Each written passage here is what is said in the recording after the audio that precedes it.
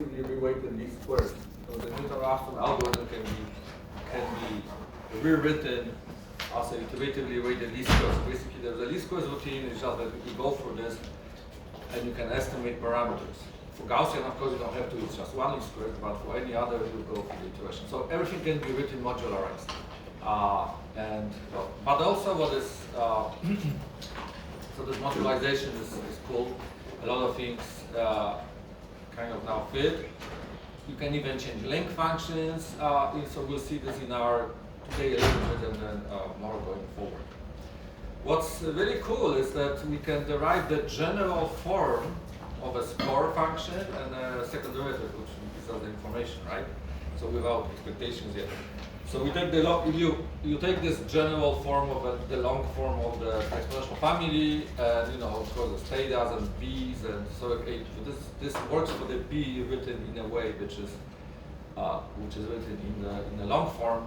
And once you take this long form and set up the likelihood, right? Because you can set up likelihood, log likelihood. It's just gonna be in terms of thetas and psi's and here psi's, but in general. And function b and c and a, because they appear there, then you can basically say, okay, well, this is the log likelihood, they're going across observations, the theta i's are different for different things, but if we contain the theta to be, we can basically write down the log likelihood, and we can take the derivatives in terms of theta, without worrying about the fact that it might be different for different observations from it, just as a parameter. And we can take the, so think of it as one unique observation, write the log likelihood for one of the observations, right? So it's not going to be the sums. And then we take a second, you get basically the expressions which are right there. You don't have to recompute them every time you basically go from logistic to Poisson, or you go from probit link to the other link. Everything can be written in this modularized format, although the links will kind of come into the theta itself, right? So it's modularized like this, and then what you basically see is that expectation of y, no matter what y is, expectation of y is going to be the b prime function of theta. So if you write it in this long format where you have y times theta minus b of theta exponential to this divided by psi of a function of psi, then that b of theta, that function, however it is, you can take it and from this derive the expectation of y. It's going to be the derivative of this function with respect to the theta, and that's going to express y. Now, theta, of course, is going to be a function of potentially some other parameters, so then you can re-express in the other parameters, but the derivative here is taking respect to theta. And for variance, similar thing. So this is where you get the dispersion thing, because this a psi appears here, and it gives us the variance. In Gaussian, let's look at the words for Gaussian. Better work. So in Gaussian, the b is theta squared divided by 2. That's what the Gaussian formulation is, right? And theta is essentially mu. So now if we take back b prime, it's going to be just 1, right? Because theta squared divided by 2 is b. If you take the second derivative, it's going to be 2 divided by 2 is going to be 1. So beta prime of theta in terms of in Gaussian is going to be 1, so it just disappears. And a psi is, and the psi itself, well, a psi is, where's the a psi?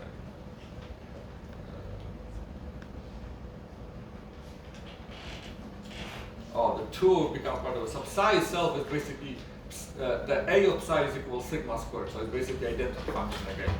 Because remember the original formulation is something, it's divided, this should be divided, right? So this is the way to write in the long form, something times function of something times theta minus function of theta, right? divided by the function of psi, the a of psi. Well, here is psi, it's basically just sigma squared, and a is identity. This is one way to talk about it. You could say a is a, psi is a sigma, and a is a square, but then everything else you have to change, which is fine. You can write it in any silly way you want. But if you take this, then basically this becomes 1, and this becomes a sigma squared, so variance of y are sigma squared, no kidding. So kind of works, it's just algebra. I mean, it's confusing, but it's just algebra, there's nothing to it, just re-expressing things. Remember when you did your polar coordinate integration, this is how you get the integral of a Gaussian function for polar coordinates. This is also a change of parameters, right? Change of functions. So it's the same kind of way, changing parameters. Call it one thing, but a function of the other thing. Okay. So let's go to a little bit more towards the question that was asked before. What's the relation between this and tables as we saw it, right? So book also has examples on Poisson. I want you to study this, and what I don't have a slides here on is the book talks about how we can test, identify the test for independence between rows with the Poisson distribution. Oh, logistic, we'll see the Poisson. How we can relate it to the test within the GLM. So you can also study this. I try to put a slide there later, but it's well described in the book. So that is important to identify the original test that we did, for example, in Poisson, when we have tables with counts or even multinomial, and one of the tests was independence of rows and columns. Remember that was a big thing, where you can either do chi-square Pearson chi-square test, or you can do the likelihood ratio test. They end up being the same, well, different test, but same distribution to test the independence of rows and columns. So we'll see this a little bit later for the logistic, but the same thing can be done for Poisson. So you make sure you read there. So say yi is a Bernoulli. So we have a binomial distribution, but each unit of observation in this setting is going to be a Bernoulli trial, right? Because we're talking about units of observation. I is a person or whatever we observe, right? So each person in our example with treatments and outcomes can be either positive or negative outcome, and has or doesn't have exposure to whatever we're looking at, right? So now each observation becomes a Bernoulli trial. Taken together, once we count things up, they become binomial, right? And of course, each person is independent. So let's say yi is denotes the outcome 0 or 1, for example, which has a parameter pi I. It's pi I because we're gonna make the probability depend on the explanatory variables, right? So of course, e of yi is equal to pi if y is coded as 0, 1. So it's the same. So the probability in this case is going to be expected value of y if y is coded as 0, 1, as it usually is in statistics, right? Now we already saw that canonical length for binomial distribution, the one which appears as y times something of pi, is y times log of pi divided 1 minus pi. We already saw this. We write up the binomial distribution in this silly fashion or in this ugly fashion. So we're gonna say, okay, well, we're gonna start with this. We don't have to. We're gonna start with this, and it is. You can check it. This is a monotonic function. We're gonna basically say, well, the log of pi over 1 minus pi. So log of odds is equal to the linear predictor theta. Well, I'm gonna put intercept here so that we are, because usually we have intercept there. So it's equal to linear predictor. So xi's are explanatory variables plus the intercept, which is a kind of a constant which grounds things. Right? So we do this, and then we can write down the log likelihood. So it's gonna be sum over those things.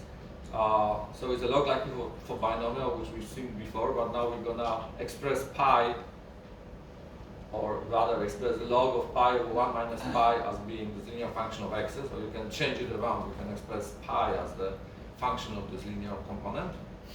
Yeah, I'm just wondering that alpha here is our arrow term, right? It's what? Alpha. I mean, before the summation notation, we have the alpha here, like the alpha plus the summation. So summation is over j, I forgot to put j, yeah. No, I mean, what's the meaning of the alpha Well, is our L term or? no. Alpha is an intercept. Oh, it's just like the beta 0, like the intercept. Well, you can call it beta 0, you can call it alpha. Okay. You can call it W, but yeah, it's a or V or whatever. But it's an intercept. What it does, it centers things. Okay. So that there are departures from intercept. We don't have to do it. Okay. But we usually do it because now the betas have a proper meaning. Because I usually put the alpha inside the summation, so I assume like the first term will be like beta 0, like J starts from 0 or something. So apparently for here the summation starts from well, the 1. The only question is whether the xij's contain the intercept or not.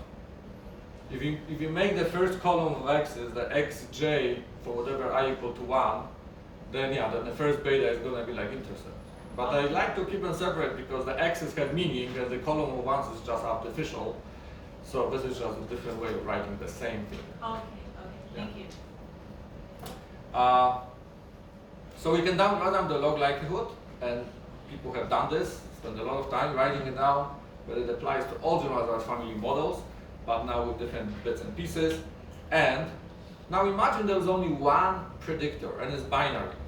So this is why I have alpha separate, because then we would have to have one and the other one, or we would not estimate departures from the baseline. So let's say x is a, I mean, that's why intercept sometimes is confusing, right? If we denote the exposure or no exposure as 0, 1, then we still need another parameter to measure two different probabilities, right? So that's why in the stable formulation, the intercept is kind of hiding there because it's hiding there to measure the probability for no exposure when x is equal to 0. So, because when x is equal to 0, beta doesn't play a role, and x is equal to 1, beta plays a role, but what happens when x is equal to 0, the alpha has to tell you what happens when x is equal to 0. That's why this intercept is important, and in this case, it makes a lot more sense, because otherwise x have to be equal to 1 or 2, then you have beta, sorry, x would have to be equal to 1, and the x2 will have to be equal to 2, so you have 1x for exposure and the other x for placebo, right?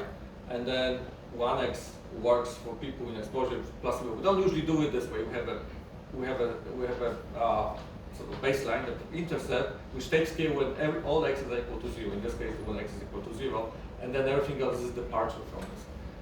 Right now at home, and just you have to get good at this. And as we do loss regression to basically identify what x's mean, what parameters of x's mean, to what things apply.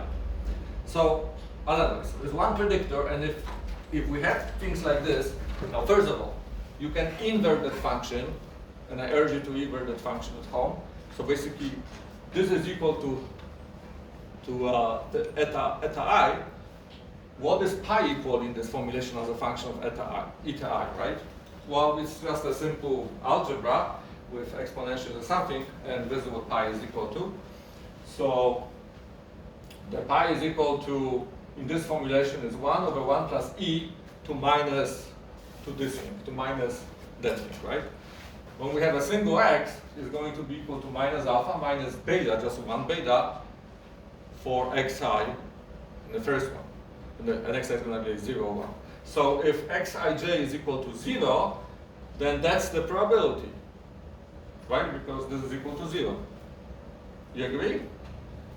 If xij is equal to 1, that's the probability of outcome, whatever outcome is. So yi is equal to 0, 1, or success failure, xi is equal to 0, 1. That's why alpha takes care of things when xi is equal to 0 in terms of probability, and then alpha plus beta take care of things when xi is equal to 1. So there's an additional risk or probability of exposure. Of course, additional doesn't have to be additional because this could be negative, right? But sort of departure from alpha, that's a beta. And if you go back, that's of course what we have, right? This is equal to either alpha plus beta for these observations where xi is equal to 1, or is equal to alpha for these observations where xi is equal to 0, right? Well, if we care about odds ratio, then this is this divided by this, but if we take about log odds ratio, there's going to be this minus this. So log of the ratio of when xi is equal to 1 compared to, to 0 is log of this minus log of, well, it's log of this divided by this, which is log of this minus log of the other one, which is beta. So right there, you see immediately that beta becomes log odds ratio comparing x equals 1 to x equals 0. That's what beta is by itself, because it's a difference between those two things. And of course, e to beta is odds ratio, comparing 1 to 0. You have to know which compares to which, because that depends how you parameterize things over there.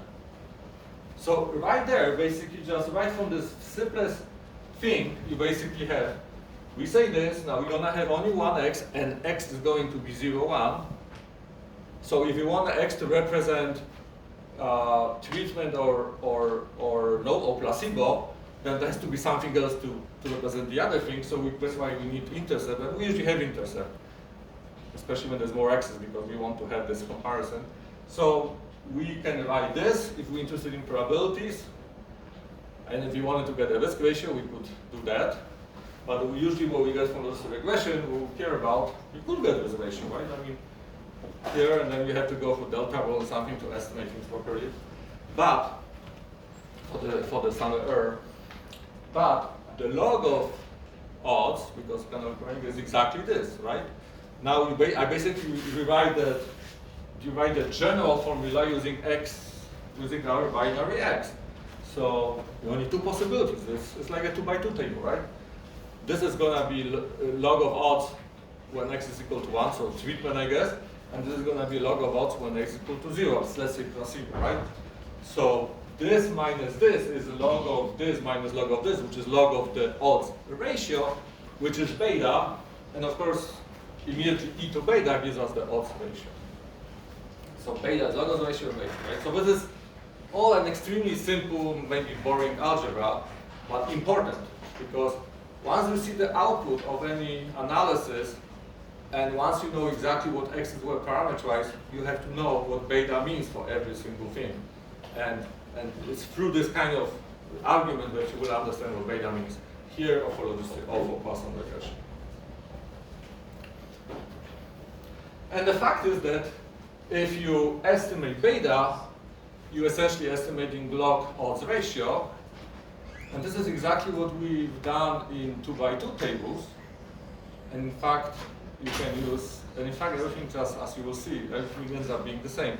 The standard errors, you can estimate, you use walled score test, and then the test for log odds ratios in chi-square. All those things end up being the same, because you are using the same likelihood, which is binomial, and you end up using the same, even though we went through this crazy parameterization, you end up using the same formulations where your parameter, the thing you estimate, ends up being the thing that we're estimating in our table for which we're doing inference. You know, the log odds ratio, that's what we decided to do standard errors for, because the conversion is faster, or confidence intervals. And if you want to get confidence intervals for beta here, or odds ratio over there, which is the same, for e to beta here, odds ratio, then exponentiate everything. So this formulation gives us exactly the same thing as for 2x2 table, but of course, now we can have as many x's as we want, and x's can be anything we want. Right. So any questions on that? So I think book does it too for Poisson. So I urge you to read it. And if I find more slides in Hanya's, then I'll put it up, and maybe I create my own. But I'm gonna be moving on next week a little bit further to looking at the deviance and more of the inferential stuff. So so make sure you understand this thing also when you do Poisson regression, or log linear models, which is equivalent to analyzing Poisson tables when you have very simple setup in terms of predictors. Okay.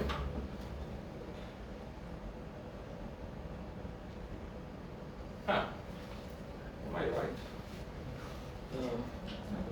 Okay. Well, we might have a much quicker lecture today. which is good.